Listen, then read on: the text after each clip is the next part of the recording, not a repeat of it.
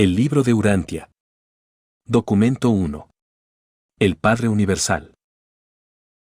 Presentado por un consejero divino, miembro de un grupo de personalidades celestiales encargadas por los ancianos de los días en Ubersa, sede del gobierno del séptimo superuniverso.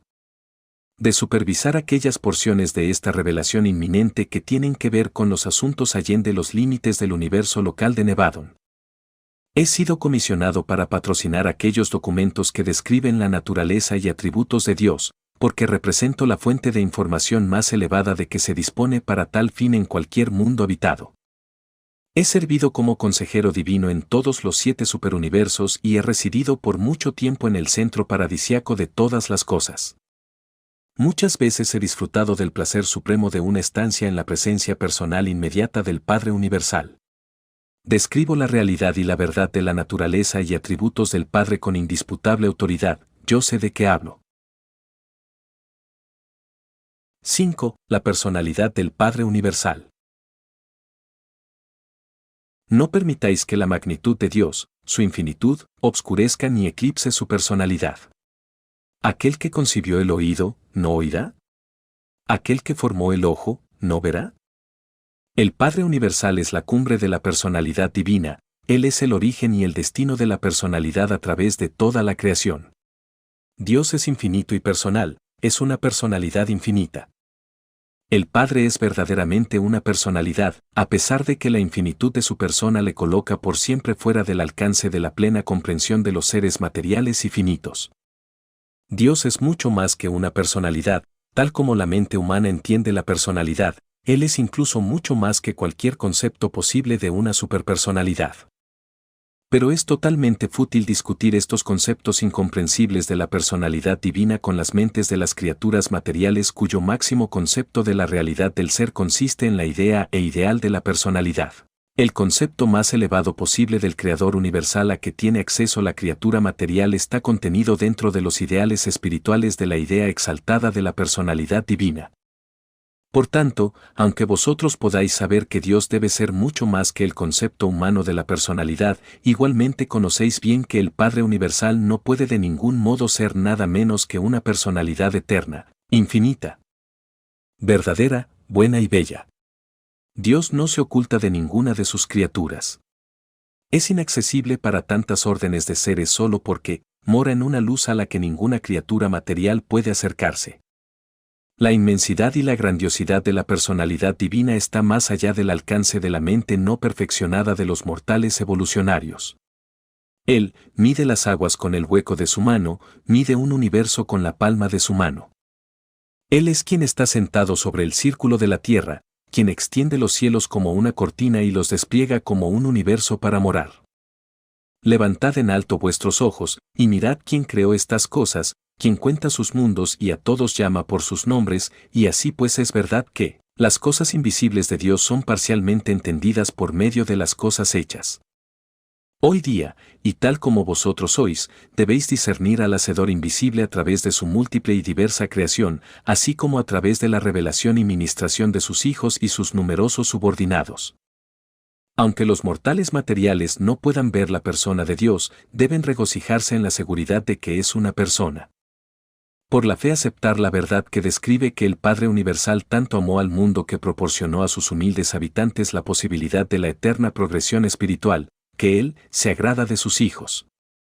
Dios no carece de ninguno de aquellos atributos sobrehumanos y divinos que constituyen la personalidad perfecta, eterna, amorosa e infinita del Creador.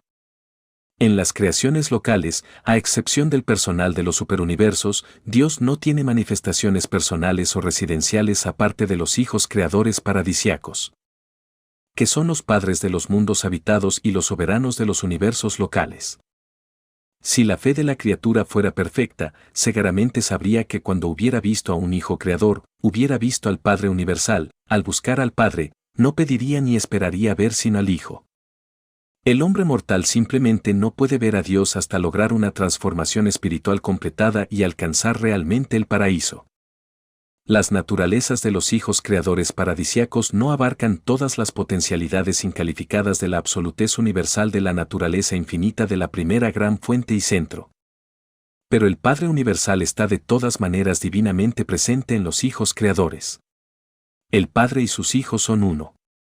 Estos hijos paradisiacos de la orden de Micael son personalidades perfectas. Incluso el modelo original para todas las personalidades del universo local, desde la brillante estrella matutina hasta las criaturas humanas más bajas de evolución animal progresiva. En ausencia de Dios, y con excepción de su persona excelsa y central, no habría personalidad alguna a través de todo el vasto universo de universos. Dios es personalidad. Pese a que Dios es un poder eterno, una presencia majestuosa, un ideal trascendente y un espíritu glorioso, aunque es todo esto e infinitamente más, es sin embargo verdadera y eternamente una personalidad perfecta de Creador. Una persona que puede conocer y ser conocida, que puede amar y ser amada, alguien que puede mostrarnos amistad, en tanto vosotros podéis ser conocidos, así como otros seres humanos han sido conocidos, como amigos de Dios. Él es un espíritu real y una realidad espiritual. Según vemos al Padre Universal revelarse a través de su universo, según le discernimos morando en las miríadas de sus criaturas, según le contemplamos en las personas de sus hijos soberanos, según seguimos percibiendo su divina presencia aquí y allá, cerca y lejos, no dudemos ni cuestionemos su primacía de personalidad. No obstante todas estas vastas distribuciones, sigue siendo una persona verdadera y mantiene sempiternamente una conexión personal con las huestes incontables de sus criaturas esparcidas por todo el universo de universos. La idea de la personalidad del Padre Universal es un concepto ampliado y más verdadero de Dios que ha llegado a la humanidad principalmente mediante la revelación. La razón, la sabiduría y la experiencia religiosa, todas ellas deducen e implican la personalidad de Dios, pero no la validan completamente. Aún el ajustador del pensamiento residente es prepersonal. La verdad y la madurez de cualquier religión es directamente proporcional a su concepto de la personalidad infinita de Dios y a su aprehensión de la unidad absoluta de la deidad. La idea de una deidad personal llega a ser, pues, la medida de la madurez religiosa una vez que la religión haya formulado primero el concepto de la unidad de Dios. La religión primitiva tenía muchos dioses personales, concebidos a imagen del hombre. La revelación afirma la validez del concepto de la personalidad de Dios, que es meramente posible en el postulado científico de una primera causa y está tan solo provisionalmente sugerido en la idea filosófica de la unidad universal. Solo mediante un acercamiento de personalidad puede una persona comenzar a comprender la unidad de Dios. Negar la personalidad de la primera fuente y centro tan solo permite la elección entre dos dilemas filosóficos, el materialismo o el panteísmo. En la contemplación de la deidad, el concepto de personalidad debe ser despojado de la idea de corporeidad. Un cuerpo material no es indispensable para la personalidad, ni en el hombre ni en Dios. El error de la corporeidad se muestra en ambos extremos de la filosofía humana, en el materialismo, puesto que el hombre pierde su cuerpo con la muerte, cesa de existir como personalidad, en el panteísmo, puesto que Dios no tiene cuerpo, no es. Por consiguiente, una persona. El tipo sobrehumano de personalidad progresiva funciona en la unión de mente y espíritu. La personalidad no es simplemente un atributo de Dios. Más bien representa la totalidad de la naturaleza infinita coordinada y la voluntad divina unificada que se exhibe en la eternidad y universalidad de expresión perfecta. La personalidad, en el sentido supremo, es la revelación de Dios al universo de universos. Dios, siendo eterno, universal, absoluto e infinito, no crece en conocimiento ni aumenta en sabiduría.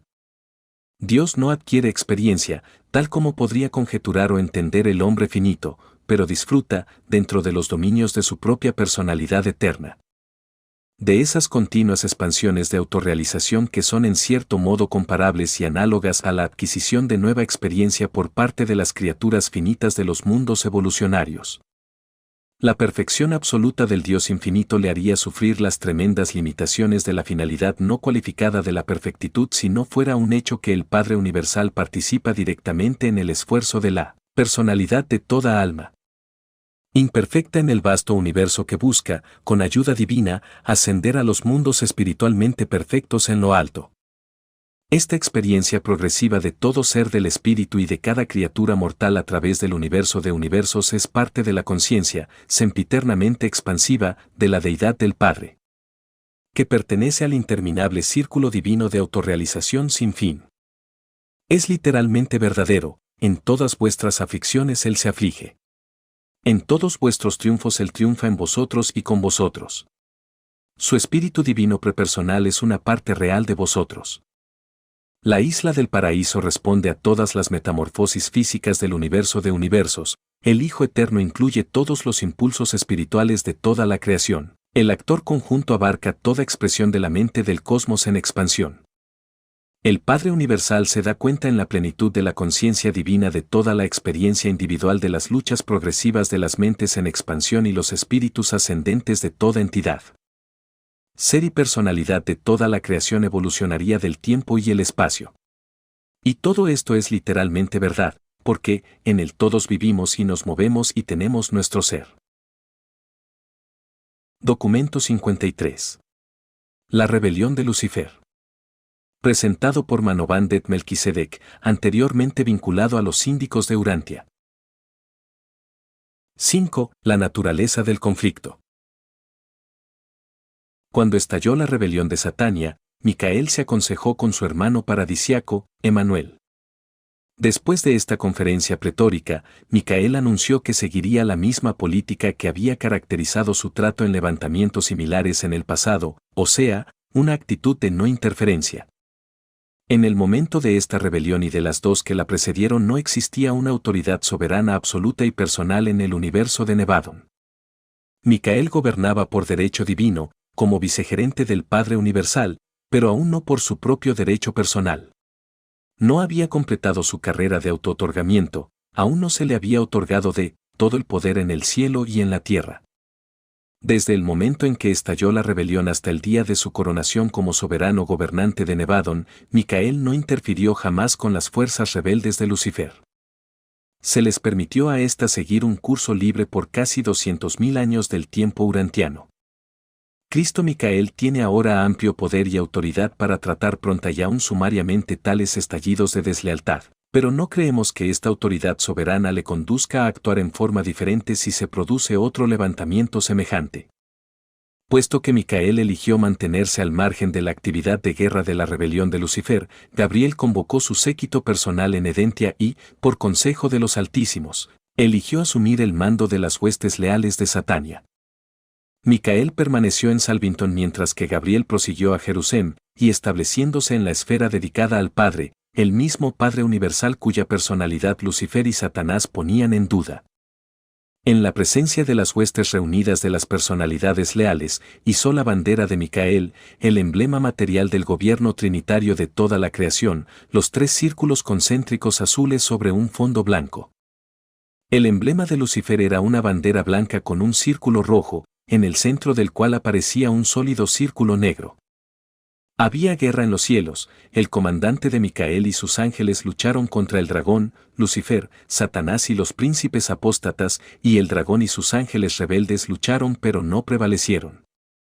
Esta, guerra en los cielos, no fue una batalla física tal como se la puede concebir en Urantia. En los primeros días de la lucha Lucifer permaneció continuamente en el anfiteatro planetario. Gabriel condujo una exposición incesante de los sofismas rebeldes desde su sede central situada en las cercanías. Las varias personalidades presentes en la esfera que tuvieran duda en cuanto a su actitud se trasladaban de uno a otro sitio, escuchando las disertaciones hasta llegar a una decisión final. Pero esta guerra en los cielos fue muy terrible y muy real. Aunque no exhibía ninguna de las barbaridades tan características de la guerra física en los mundos inmaduros, este conflicto era mucho más mortífero, la vida material corre peligro en el combate material. Pero la guerra en los cielos se peleó en términos de vida eterna. 3. El manifiesto de Lucifer. Cualesquiera hayan sido los orígenes primeros de la desazón en los corazones de Lucifer y Satanás, la explosión final tomó la forma de la Declaración Luciferina de Libertad. La causa de los rebeldes se expresó bajo 3 encabezamientos. La realidad del Padre Universal. Lucifer alegaba que el Padre Universal en realidad no existía, que la gravedad física y la energía espacial eran inherentes al universo. Y que el Padre era un mito inventado por los hijos paradisiacos con el objeto de retener el gobierno de los universos en el nombre del Padre. Negó que la personalidad fuera un don del Padre Universal. Aún sugirió que los finalistas estaban en confabulación con los hijos paradisíacos para imponer el fraude sobre toda la creación. Puesto que nunca volvían trayendo una idea muy clara de la personalidad auténtica del Padre tal como se la discierne en el paraíso. Confundió reverencia por ignorancia. La acusación era enorme, terrible y blasfema. Fue este ataque velado contra los finalistas el que sin duda influyó sobre los ciudadanos ascendentes por entonces en Jerusalén para que éstos permanecieran firmes y se mantuvieran constantes en su resistencia a todas las propuestas rebeldes. El gobierno universal del Hijo Creador, Micael. Lucifer sostenía que los sistemas locales debían de ser autónomos. Protestó contra el derecho de Micael, el Hijo Creador, a la soberanía de Nevadón en nombre de un hipotético Padre paradisiaco y la exigencia de que todas las personalidades reconocieran su lealtad a este Padre invisible. Afirmó que el entero plan de adoración era un esquema sagaz para agrandar a los hijos paradisiacos. Estaba dispuesto a reconocer a Micael como su Padre Creador, pero no como su Dios y gobernante legítimo.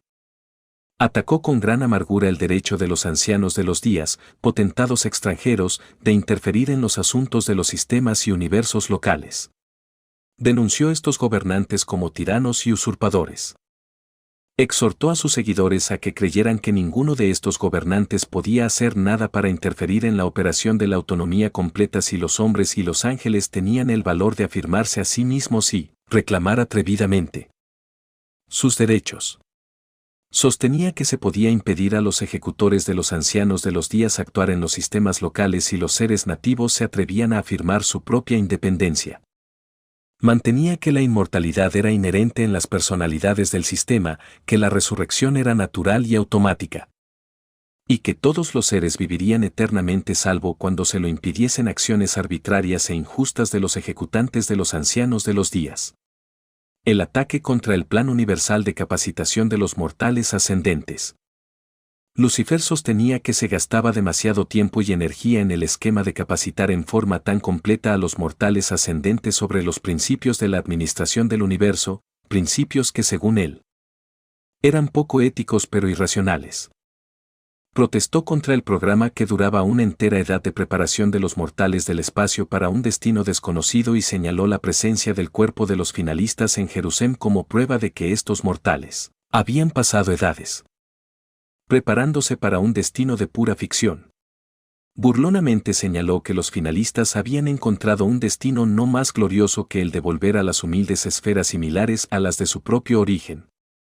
Sugirió que demasiada disciplina y capacitación prolongada les habían corrompido y que en realidad eran traidores de sus semejantes mortales puesto que ahora cooperaban en un esquema de esclavización de la creación entera a las ficciones de un mítico destino eterno para los mortales ascendentes.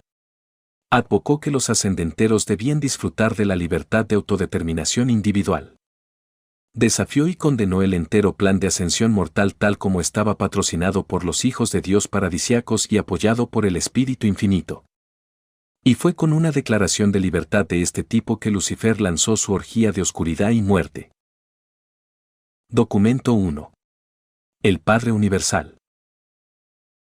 El Padre Universal es el Dios de toda la creación, la primera fuente y centro de todas las cosas y todos los seres. Pensad primero en Dios como creador, luego, como controlador, y finalmente, como sustentador infinito.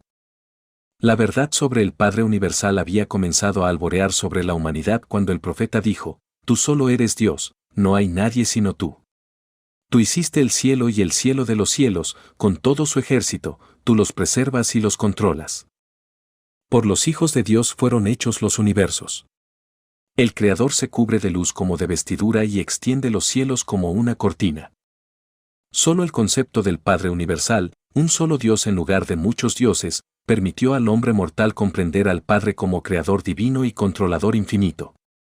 Las miríadas de sistemas planetarios se formaron para que finalmente las habitaran muchos tipos diferentes de criaturas inteligentes, seres que pudieran conocer a Dios, recibir el afecto divino y amarle a su vez. El universo de universos es la obra de Dios y la morada de sus diversas criaturas. Dios creó los cielos y formó la tierra, estableció el universo y no creó este mundo en vano, para que fuera habitado lo creó. Todos los mundos esclarecidos reconocen y adoran al Padre Universal, el Hacedor eterno y sustentador infinito de toda la creación. Las criaturas volitivas de universo tras universo han emprendido el largo, muy largo, viaje al paraíso, que es el desafío fascinador de la aventura eterna de llegar a Dios el Padre. La meta trascendente de los hijos del tiempo es encontrar al Dios eterno, comprender la naturaleza divina, reconocer al Padre Universal. Las criaturas que conocen a Dios tienen una sola ambición suprema, un solo ardiente deseo. Y ese es llegar, como son en sus esferas, a ser semejantes a como es Él en su perfección paradisiaca de personalidad y en su esfera universal de supremacía recta. Del Padre Universal que habita la eternidad ha emanado el mandato supremo: sed vosotros perfectos, así como yo soy perfecto. En amor y misericordia, los mensajeros del paraíso han llevado esta exhortación divina a través de las edades y a través de los universos, aún hasta llegar a las criaturas tan bajas de origen animal como lo son las razas humanas de Urantia. Este magnífico mandato universal de esforzarse por alcanzar la perfección de la divinidad es el deber principal y debería ser la más alta ambición de toda la creación de criaturas forcejeantes del Dios de perfección. Esta posibilidad de alcanzar la perfección divina es el destino final y certero de todo progreso espiritual eterno del hombre. Los mortales de Urantia difícilmente pueden esperar ser perfectos en el sentido infinito, pero es enteramente posible para los seres humanos, que comienzan como lo hacen en este planeta. Alcanzar la meta excelsa y divina que el Dios infinito ha puesto para el hombre mortal, y cuando alcancen este destino estarán en todo lo que corresponde a la autorrealización y alcance de la mente.